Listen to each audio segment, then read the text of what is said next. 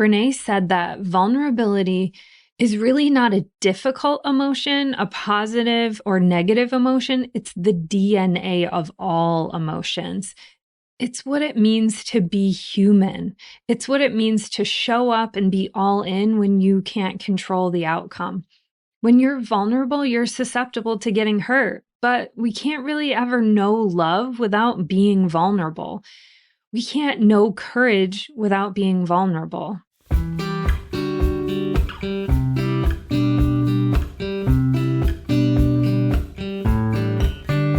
Hello, and welcome to the Emotional Expedition podcast. I'm Meg Thomas, and if you want to live a more open-hearted, magical life, it all starts with your emotions.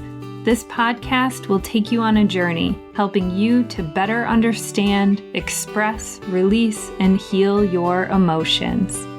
Let's get exploring. Here we are, episode 11. I still can't believe I get to do this. Thank you for listening and allowing me to go on this journey with you. Today's our last emotion from Chapter 1, Brené Brown's Atlas of the Heart, and it's a biggie, vulnerability. Understanding this emotion in particular has transformed my life. This chapter was all about the places we go when things are uncertain or too much. Be sure to listen all the way to the end to hear a quote that has changed my life and now gets thrown back in my face by the people who love me, especially my husband. This week, I've been deep down a rabbit hole listening to every podcast I can with Gabor Mate as he's promoting his new book, The Myth of Normal: Trauma, Illness, and Healing in a Toxic Culture. I haven't listened to the book yet. That's next on my list. But he's been speaking to my soul and why emotions matter, reaffirming to me why I'm doing this podcast in the first place. One thing I heard him say over and over again was that whatever happens in the mind happens in the body. A great example of this was from a study he highlighted in his new book.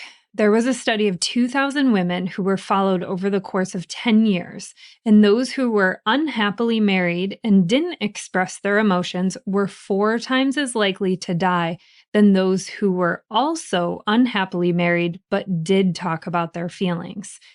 I'll just keep saying it over and over again. Our emotions impact our bodies. That's why it's so important that we first understand what it is we're feeling, put the language to it, and then do the work to release it from our bodies rather than stuffing it all down. Gabor Mate went on to say that you can't separate your emotional life from your physiological life. When you look at the question of why women have 70 to 80% of the autoimmune diseases, we are much more likely to get rheumatoid arthritis, MS, lupus, chronic fatigue, and so on. It's because women in our society are taught not to be angry. We're taught to suppress our anger. And of course, diet is also a factor. Women's stress load is a factor, which stress is an emotion. Just look at our response to COVID. In the majority of homes, a disproportionate amount of the workload went to the women.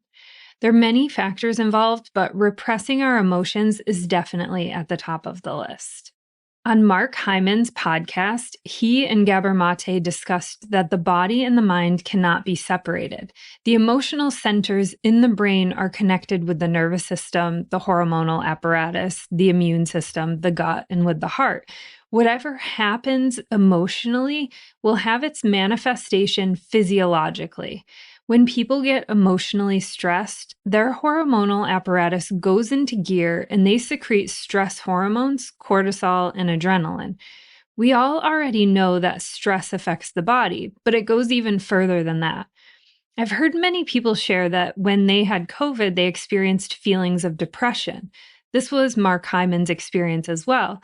What happens emotionally affects the immune system and vice versa, meaning that when our immune system is affected, it can have an effect on our emotions, like COVID and feelings of depression. It's all connected. We now know that when a pregnant mother experiences stress, it will show up in the baby. It'll show up in the baby's microbiome. So now that we really know it's all connected, the body and the mind, let's dive into vulnerability, the key ingredient for wholeheartedness. And remember that without the shared information and shared language, there can be no change. So let's go and be that change. The first place we're going to start is, of course, with Atlas of the Heart and its definition of vulnerability. It's an emotion we experience during times of uncertainty, risk, and emotional exposure. Those are the three ingredients of vulnerability: uncertainty, risk, and emotional exposure. So, when is it we feel vulnerable? We feel it when you go in for the first kiss, first date after a divorce, being the first one to say, I love you, sharing an unpopular opinion, talking about race, trying to get pregnant after miscarriage, talking about your feelings, starting your own business, following your passion, putting your writing, your art, your music out into the world, watching a child leave for college, dropping your child off to kindergarten for the first day, apologizing to someone, trying something for the first time, trying yoga, admitting you were wrong, waiting for the doctor to call back, giving and getting feedback, getting back up to bat after striking out, coming out to your friends and family, having to ask for help when you're sick, initiating sex, being turned down, getting laid off, having to lay off people. These are all moments of vulnerability. Talk about really kicking up the uncertainty, the risk, the emotional exposure.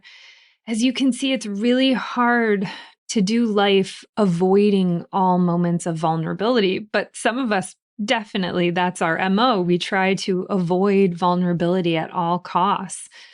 The problem is, vulnerability is the ultimate paradox. It is the paradox of all paradoxes.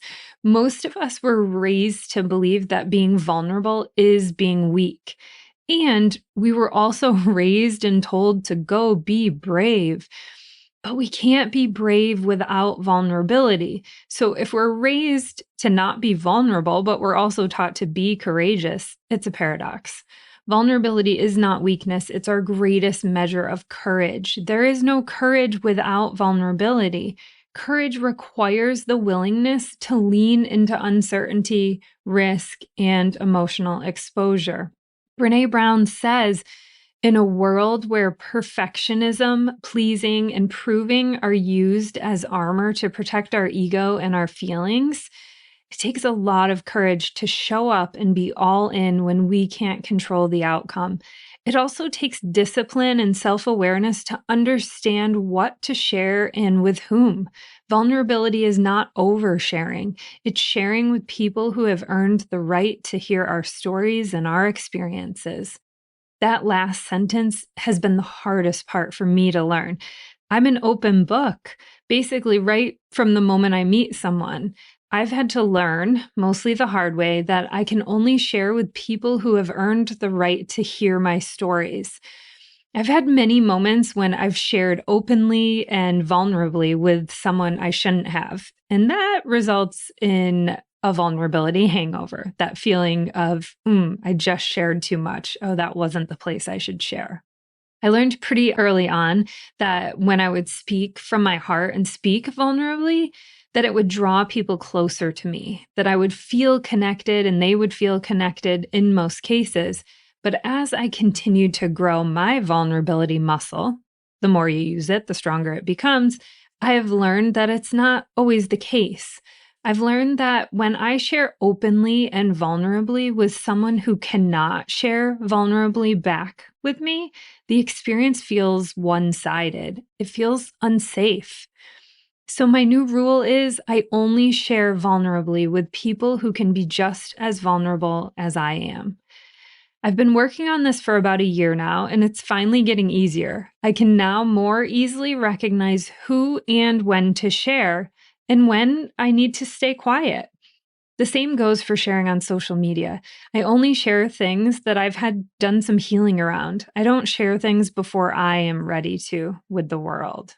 You should totally watch Brené Brown's HBO special just to see the montage of movie clips of vulnerable moments. It's a roller coaster of vulnerability. One of my favorite clips was of Julia Roberts in Notting Hill saying, "Don't forget, I'm just a girl standing in front of a boy asking him to love her." That's vulnerability. Saying you love someone when you have absolutely no control over how they will respond back to you. There is no courage without vulnerability. We put what's in our hearts out into the world to be seen and for someone to either receive it or completely drop it. To say I love you first is vulnerability, it's courage. You have no idea what the other person's response is going to be. You have just shown your cards and they might say I love you back, or they might break up with you. They might say thank you. They may not be at that place yet. And we also need to remember that it's vulnerable for them in those moments too. Brené said that vulnerability is really not a difficult emotion, a positive or negative emotion. It's the DNA of all emotions. It's what it means to be human. It's what it means to show up and be all in when you can't control the outcome. When you're vulnerable, you're susceptible to getting hurt, but we can't really ever know love without being vulnerable. We can't know courage without being vulnerable. I love the work of Joseph Campbell and the hero's journey that he mapped out in his book, The Hero with a Thousand Faces. Every single book, every Pixar movie, every Disney movie follows the arc of the hero's journey. It's everywhere and it's in everything. According to Campbell, there's three main stages, which each consist of several steps. The first stage, or the first act, is the departure, separation. Then it's followed by the initiation and the return. In Act 1, the departure, the separation, we get the lay of the land. We understand what the rules are of the universe wherever the movie's taking place. And at the end of Act 1 is always an inciting event where something bad happens. And then Act 2, all of Act 2 is the protagonist trying to solve a problem without really ever being vulnerable. They will try everything that doesn't include vulnerability. And the end of Act 2 is finally the ultimate act of vulnerability. In Act 3, the return is where the wisdom gained from being vulnerable is brought back to the group of people, to the village, people are saved, whatever the story is. I love Harry Potter, so let's see how this plays out in Harry Potter and the Sorcerer's Stone. Act 1, which is the departure stage. This consists of 5 parts. The call to adventure, where Harry has the opportunity to leave his terrible muggle family, the Dursleys, to go to Hogwarts school. Then there's the refusal of the call, when Harry tells Hagrid he must have made a mistake. The third part is either a supernatural aid or advice from a mentor. Hagrid helps Harry begin his journey. And then there's the crossing of the threshold. Harry literally crosses the barrier to platform 9 3/4. And then the belly of the whale, the final separation of the hero from his known world. Act 2 is the initiation. Act 2 is always the longest act. This is known as the messy middle, where Harry will do everything he can to avoid vulnerability until he finally overcomes his fears and acts courageously. And we all know we can't be brave without also being vulnerable. It starts with the path of trials. Harry's faced with a series of challenges that test the strength of his character and his ability. This is the majority of the movie: the sorting hat, learning magic, making friends, Professor Quirrell's antics, Fluffy the three-headed dog, the Sorcerer's Stone, and the chessboard. Then it's the temptation. Some of his temptations he must face are to join Slytherin House, flying, pursuing the mirror, and then the ultimate boon, which is the defeating of Voldemort and the protection of the Sorcerer's Stone and the House Cup victory. And then Act 3, usually the shortest of the 3 acts, is the return, where Harry will go and share the wisdom gained by being vulnerable. It starts with the refusal of the return. Harry has to go back to his muggle home for the summer, but he doesn't want to leave Hogwarts. Then it's the magic flight. Harry takes the Hogwarts Express back.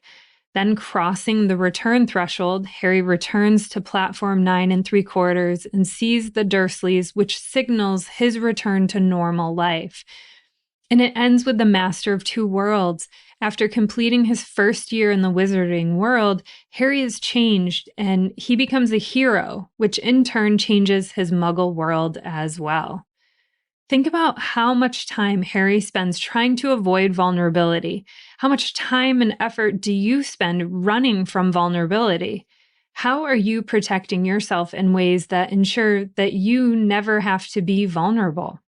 For me, some of my most vulnerable moments have come during my fertility journey. This last assisted cycle really did a number on me. I had done all the things, dramatically changed my diet, took care of my body, did my best to manage stress as I prepared for an embryo transfer. We transferred 2 beautiful, healthy embryos. I thought for sure this was the time. It was going to work. It had to work. Because I've had failed transfers in the past, I tried my best to not get my hopes up too high out of the fear that it would break my heart more if I really let myself believe that it was going to work. But honestly, no matter how much we try to protect ourselves from the pain, it doesn't protect us from the pain. It's still going to hurt. The pain is heartbreaking. On the day I got my blood test results, I asked for my favorite nurse to be the one to call me and deliver the news, good or bad. And she did in the kindest, gentlest way possible. You are not pregnant. My heart broke into a million pieces, having heard this phrase over and over and over again. Why is it so hard for me to get pregnant? This is what my body was made to do. Why is my path and so many others this challenging? I was broken for a long time, feeling the grief, feeling the pain, the sadness, and the disappointment. I feel this pain over and over every single month, but especially on the cycles that have been assisted by fertility treatments. It's as if the harder I try, the bigger the heartbreak when it doesn't work. The grief and the pain is so much after each cycle that I'm not sure I'll ever be able to get back up and try again. And some months I don't, many months I can't. In those months, I allow myself to feel it all, to not suppress it by just trying again immediately. That works for some, but not me. I need to really fully feel it and take my time as long as I need to heal.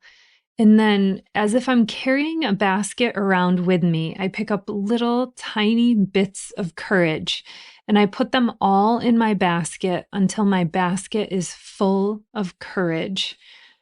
And then and only then do I take all of that courage out and try once more. It's the ultimate act of vulnerability to try again, to get up after we've fallen, to get up after we have been down in the mud. To try again is to put myself back into the arena of uncertainty, to risk having my heart broken again, to not have any control over the outcome. This story is not finished for me yet. I've not experienced a happy ending. I'm not a mother yet. But when I do finally become a mother, whatever that looks like for me, it will have been worth the risk of vulnerability. That's something I know for sure. The reason I share my fertility journey vulnerably and publicly is because this journey can feel incredibly isolating. It feels as if you're all alone, and that's what shame loves. Shame loves secrecy, and there's so much shame in the fertility world. I personally have felt less alone when I've heard others' stories, like Gabrielle Union and her struggles with infertility, miscarriages, and surrogacy. When we can see ourselves in the stories happening around us, we feel connection, we feel seen, we feel less alone. And none of those stories can happen without the willingness, without the courage to be vulnerable. And that's exactly what Brené talks about in her TED Talk, The Power of Vulnerability, which has been viewed over 59 million times. She says that in order for connection to happen, we have to allow ourselves to be seen, really seen. That's vulnerability. People who have a strong sense of love and belonging, they believe that they're worthy of love and belonging. And people who struggle for it are always wondering if they're good enough. This is something I've struggled with my whole life and am continuing to cultivate a relationship with, believing that I am good enough. And the one thing that keeps us out of connection is our fear that we are not worthy of connection. People who embody this worthiness, or as Brené calls it, wholeheartedness, have four things in common. They have courage, compassion, connection, and vulnerability. The first one, courage. Courage is the Latin word cur, means heart. Its original definition was to tell the story with your whole heart, the courage to be imperfect. The second thing they have is compassion. They have compassion to be kind to themselves first and then to others, because we can't practice compassion with others if we can't treat ourselves kindly.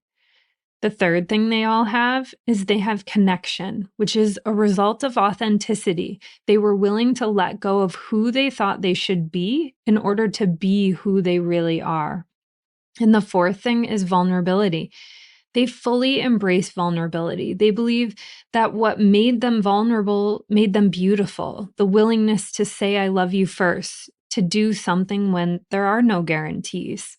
And just like any uncomfortable emotion, we find ways to numb our vulnerabilities. We numb with addictions, spending, medications, food, Netflix, you name it. The problem is you cannot selectively numb your emotions. I'm going to say it again because this is so important. You cannot selectively numb your emotions. You can't numb the bad emotions like vulnerability, grief, and shame without also numbing the good, joy, gratitude, and happiness. Other ways that we try to avoid vulnerability is we try to make everything that is uncertain certain. We practice perfection. This one is definitely still a struggle for me. And creating this podcast has really asked me to overcome any illusion I have of perfectionism. And Brené goes on to share that we pass this perfection on to our children. They are hardwired for struggle when they get here. Our job is not to say, look at her, she's perfect. Our job is not to keep her perfect so she makes the tennis team and then goes to Yale. Our job is to say, you are imperfect and you're wired for struggle and you are just worthy of love and belonging. So much love and belonging. We all are. We're all imperfect. We all struggle, and we're all still worthy of love and belonging. To let ourselves be deeply seen, vulnerable, seen to love with our whole hearts, even though there is no guarantee. To practice gratitude and joy, to feel this vulnerable means I'm alive, to believe that we are enough. On Oprah's Super Soul Sunday, Brené said that being vulnerable feels dangerous. And I think it feels scary and I think it's terrifying, but I don't think it's as dangerous, scary, or terrifying as getting to the end of our lives and wondering, what if I would have shown up? We can't allow ourselves to get to the end of our lives and to have not been vulnerable. Just think of all we would miss out on.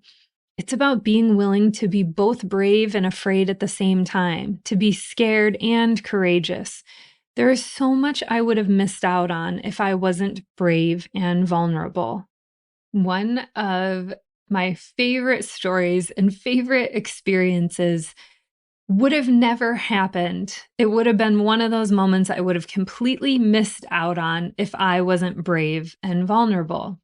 So a few years ago, my husband, who is an avid bass fisherman, he fishes professional tournaments and just is an incredible angler.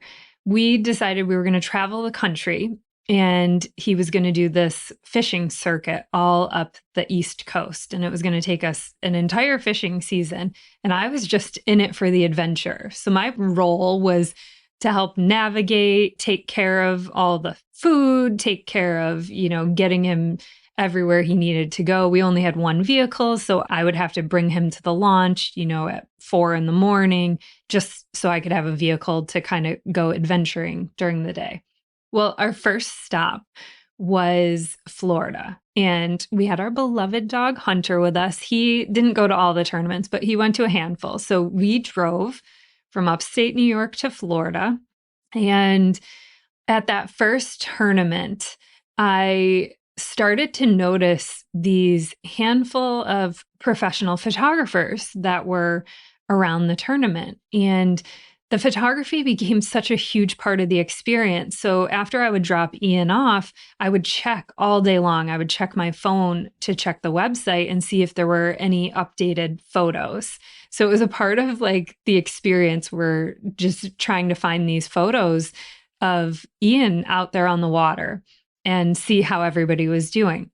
And through that first tournament, it was probably 3 or 4 days long, I started to see who was my favorite of the photographers. And I kept seeing the name over and over again. And it was this guy, Garrick. And I did a little bit of Facebook stalking. I was like, let me see who this guy, Garrick, is. And turns out, through the power of social media, I found out that he grew up in a town not far from where Ian and I grew up. So I made a plan. On this next tournament, which was going to be in Alabama, I wasn't going to have Hunter with us. And so we drove back home. So we drove from Florida back home. Ian had to work for a week or so. And then we turned around and went back to Alabama. That's pretty much how we did the entire season. So we go back home. I get all my camera gear and I set out on a mission. I'm like, okay, I thought it was going to be enough for me just to be here and be on this adventure with Ian. But now I'm like, I want to be out there on the water too. And this is my ticket. So on the first day of the Alabama tournament, it's, 4 or 5 o'clock in the morning, I figure out which photographer is Garrick. And I muster up all the courage that I have and I go up to him. I introduce myself to him, tell him, that I love his work. And I said, I want to come out here with you. And he looked at me like I was absolutely nuts. I tell him I have my own photography gear. I'm completely insured. Like, just get me out on the water with you. I want to see it from that perspective. And he was like, no. Absolutely not. Heck no, I am not bringing you out there, this woman who I'm just meeting for the first time, right? So that's what vulnerability is, right? Is putting ourselves out with risk of rejection, that something is going to say no, it's not going to go the way we want, right? But there is this part of me that is not willing to take no as an answer, at least not right away. It's not always a no. I've come to learn this for myself, and there's been so many things I would have missed out on if I didn't ask the question and if I didn't ask a second time. So later that day, we get to the weigh-in when all the anglers are in, they're weighing in on stage. I see Garrick. I've got my own camera out there. I'm taking pictures of Ian as he's on stage. And I go back up to him and I say, all right, did you change your mind yet? Because I'm going to ask you every single day until the end of the season until you take me out there. And he looks at me and he just laughs and he thinks about it for a moment and he says, all right, fine. You can come with me tomorrow. It's going to be freezing. Dress really warm, be here at 4 o'clock. That was my ticket. That was my yes. My being brave and courageous introduced us to Garrick and his family, who we absolutely love and adore and are still great friends with to this day. So I went out that night and we had to find warm clothes for me. The only store nearby was a Walmart and it's Alabama. So there's really not warm clothes, but I found tights that I wore like under leggings, under a pair of jeans. I found, like work gloves that had to pretend to be gloves. I found some rubber boots that did not fit me, but I needed something that I could wear. So we go out and I'm just so excited. We head out and it's gorgeous. The sun is rising. It is freezing, but it is that beautiful, misty, foggy kind of morning. We have this amazing day. We're out chasing. Usually Garrick is assigned to like the first place, second place, third place guys. So we're out there chasing him. We run into Ian at one point. I get to take pictures of him out there, which was so cool to see him in his element on the water.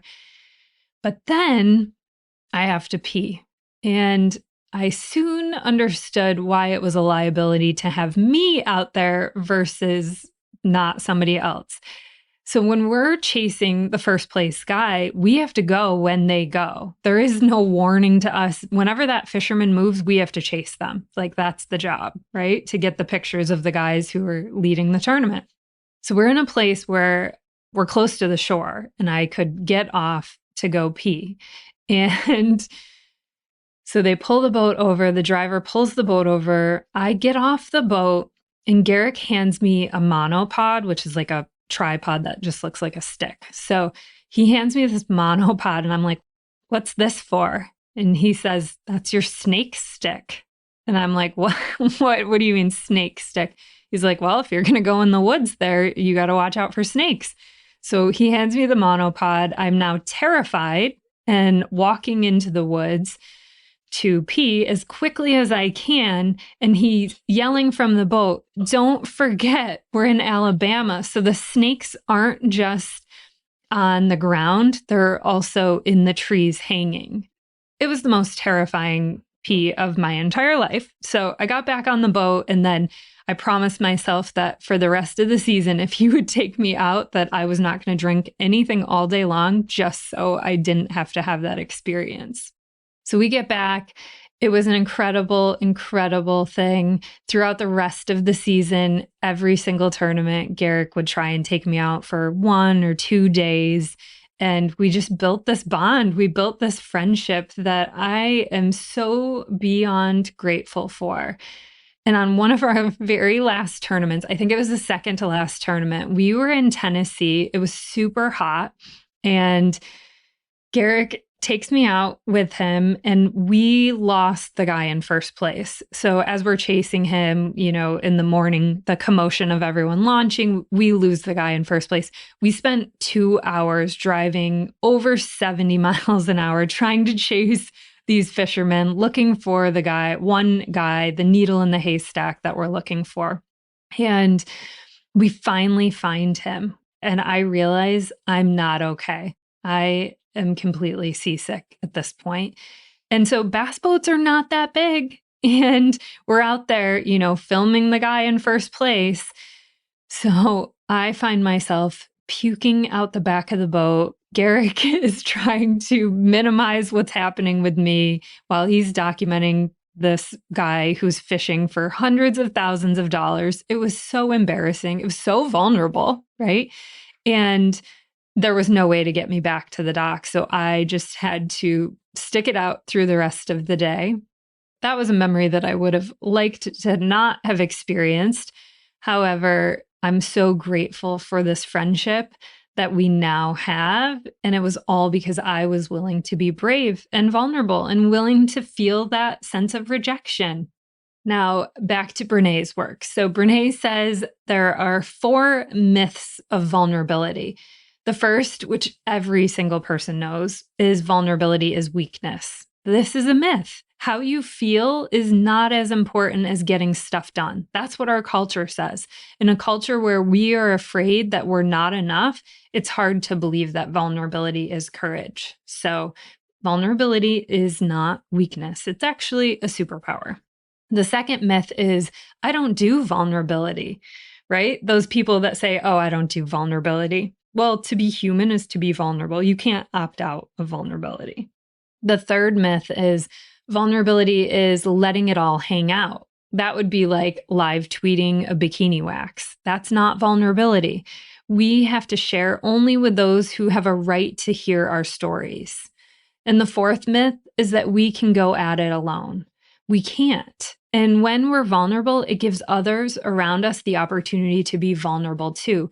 Vulnerability begets vulnerability. Courage begets courage. It's a practice. And just like any change, if you start trying to be vulnerable, there's going to be pushback from the people around you. People prefer that we don't change and that we just continue to act in the ways that they expect us to. But I'm here to tell you it's worth it. Vulnerability is worth it. This is at the heart of how we live a more courageous, more wholehearted life. In the book Bittersweet by Susan Cain, which has truly become one of my most favorite books, she highlights a study done at the Columbia Business School. The school gathered a collection of students and measured their blood DHEAS, a hormone that helps protect against depression by suppressing the effects of the stress hormones such as cortisol. Then they ask the students to speak to an audience about their dream jobs. So the students get up on the stage and they talk to this audience about what their dreams are. Unbeknownst to the students, the audience was arranged for some of the talks to be greeted with smiles and nods, and other people experienced the audience to have frowns and head shaking. After the talks, the students were asked how they were feeling. Those who experienced the receptive audience were in better moods. Makes total sense, right? Than the ones who thought they bombed. Then they were also asked to make collages, which they were later rated by professional artists for creativity. The students who faced disapproving audiences created better collages than the ones who were smiled upon. And those who received negative audience feedback and had low levels of the DHEAs, the students who were both emotionally vulnerable and suffered rejection from the audience, made the best collages of all. Yes, that's correct. So what does this mean? It means that even when we face rejection from being emotionally vulnerable, good things can come out of it, like our creativity. So the creativity was better in the people who felt that they had been emotionally vulnerable and were rejected. Isn't that fascinating? Your homework, your digging deeper homework this week, your extra resource is to watch Brené Brown's TED Talk on vulnerability. There is a reason 59 million people have watched this. So that's your homework. And for a bonus, to read her book, Daring Greatly, How the Courage to be Vulnerable Changes the Way We Live, Love, Parent, and Lead. And the quote that I want to leave you with was first highlighted for me in Brené Brown's book, Daring Greatly. And it is called The Man in the Arena. And this is from Teddy Roosevelt's Citizen in a Republic speech. Here it is, The Man in the Arena. It's not the critic who counts, not the man who points out how the strong man stumbles or where the doer of deeds could have done them better. The credit belongs to the man who is actually in the arena, whose face is marred by dust and sweat and blood, who strives valiantly, who errs, who comes short again and again, because there is no effort without error and shortcoming. But who does actually strive to do the deeds, who knows great enthusiasms, the great devotions, who spends himself in a worthy cause, who at best knows in the end the triumph of high achievement, and who at the worst, if he fails, at least fails while daring greatly, so that his place shall never be with those cold and timid souls who neither know victory nor defeat. Now that is one of my most favorite quotes. We talk about it in our home all the time. We ask each other, my husband will be like, hey, are you in the arena? Are you in the cheap seats, right? Are we living our lives by being brave and courageous, which means by being vulnerable? And for me, I don't know about for you, but for me, I want to be there. I want to be in the arena. Thank you so much for tuning into the episode, and I hope you enjoyed it as much as I did. If you're ready to dive deeper into your own emotional expedition, I invite you to join me in an intimate 8-week virtual book study of Brené Brown's Atlas of the Heart. And in case you're not quite ready to join the study, I wanted to share a free offering that I often suggest to people as a little bit of a compass to get them started on their emotional journey: the meditation to alleviate stress. You can find the meditation and the book study linked below. I'm so grateful you're here. Thank you for listening. And if you loved this episode, will you please share it with a friend or two? Be sure to rate, review, and follow the show on Spotify, Apple Podcasts, or wherever you get your podcasts, so you're sure to never miss a single episode.